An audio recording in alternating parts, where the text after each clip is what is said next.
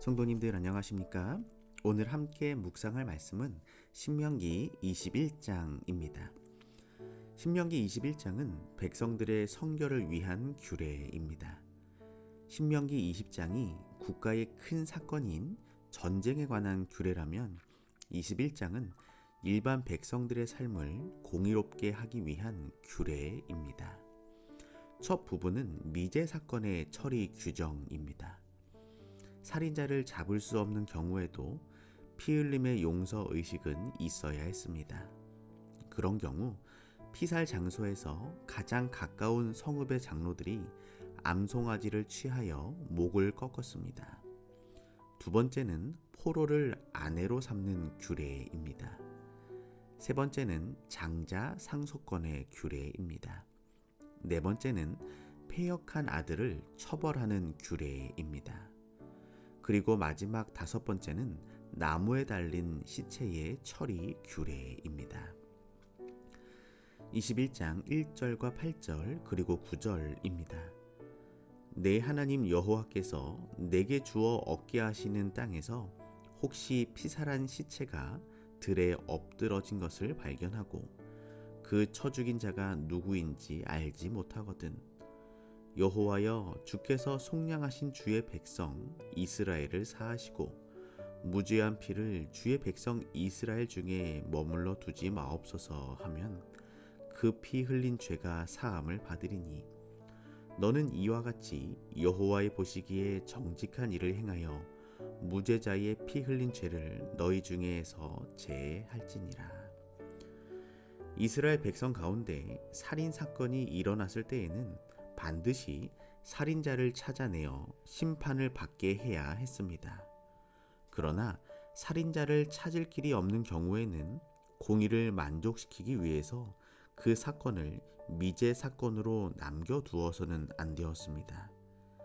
피살자가 발견된 곳에서 가장 가까운 성읍 주민 전체가 공동 책임을 지고 대속해야만 했습니다.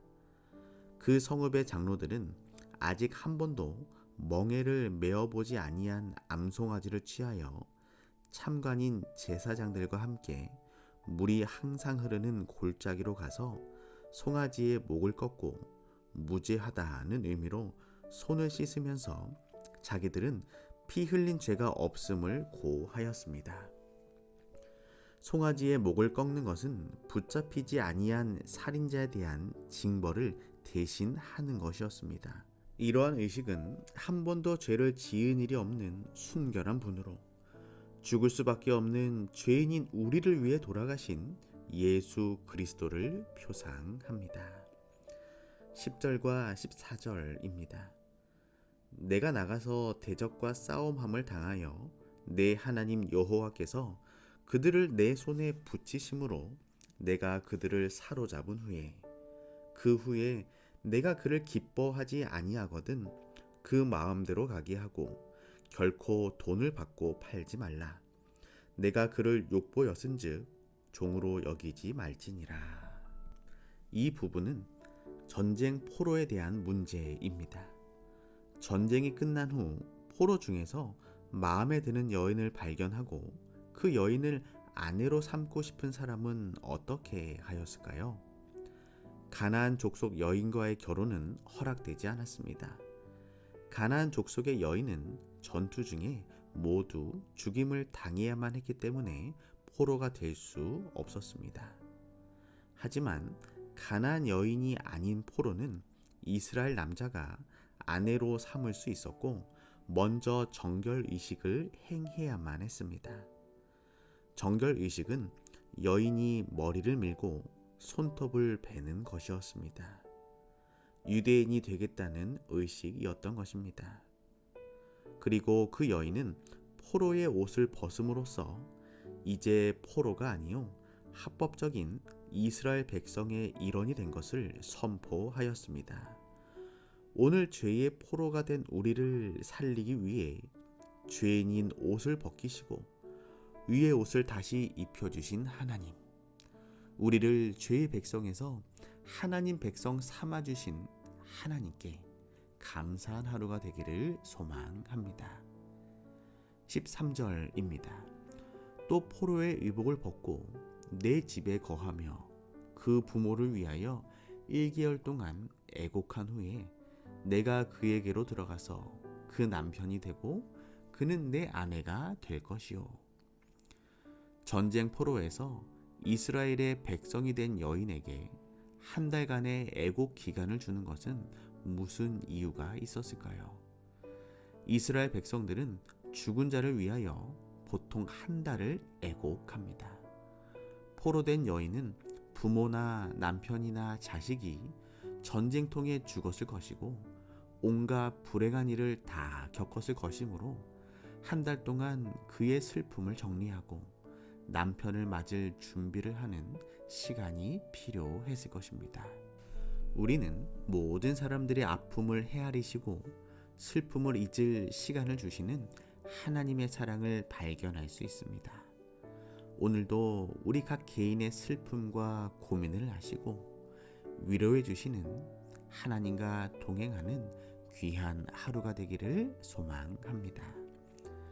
18절과 21절입니다. 사람에게 완악하고 패역한 아들이 있어 그 아비의 말이나 그 어미의 말을 순종치 아니하고 부모가 징책하여도 듣지 아니하거든. 그 성읍의 모든 사람들이 그를 돌로 쳐 죽일지니 이같이 내가 너희 중에 악을 제하라. 그리하면 온 이스라엘이 듣고 두려워하리라. 아무리 아들이 부모 말을 듣지 않고 패역할지라도 장로들의 재판을 넘겨 돌에 맞아 죽게 하는 것은 지나친 처사며 인륜에 어긋나는 행동이라고 생각할 수 있습니다. 그러나 이스라엘에서는 부모가 하나님을 대신하였기 때문에 부모를 경홀히 여기는 자는 하나님을 회방하는 자로 저주를 받았습니다. 그러므로 자기의 아버지나 어머니를 저주하는 자는 반드시 죽임을 당하는 것이 그 당시 모세의 법이었습니다. 22절입니다. 사람이 만일 죽을 죄를 범함으로 내가 그를 죽여 나무 위에 달거든.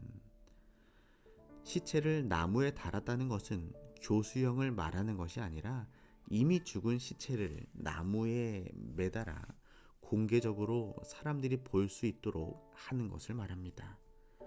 공의가 실현된 것을 알리고 사람들로 하여금 경각심을 갖도록 하는 것이 목적이었습니다. 그러므로 이스라엘에서 나무에 달린 시체는 저주받은 자로 여겨졌습니다. 그러나 그 부정한 시체는 해 지기 전에 장사해야 했습니다.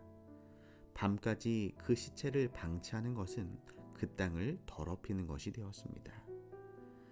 십자가에 달리신 예수님은 유대인이 보기에 나무에 달린 저주받은 자였습니다.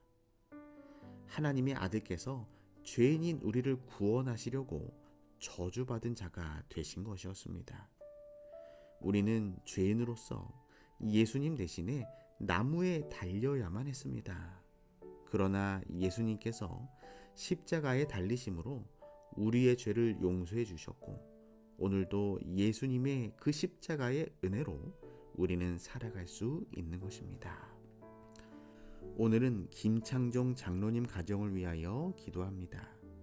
사랑의 하나님, 김창종 장로님의 삶을 은혜로 채워주시고 하나님의 건강 기별을 전하는 삶 속에 늘 복 주시고 동행하여 주시옵소서.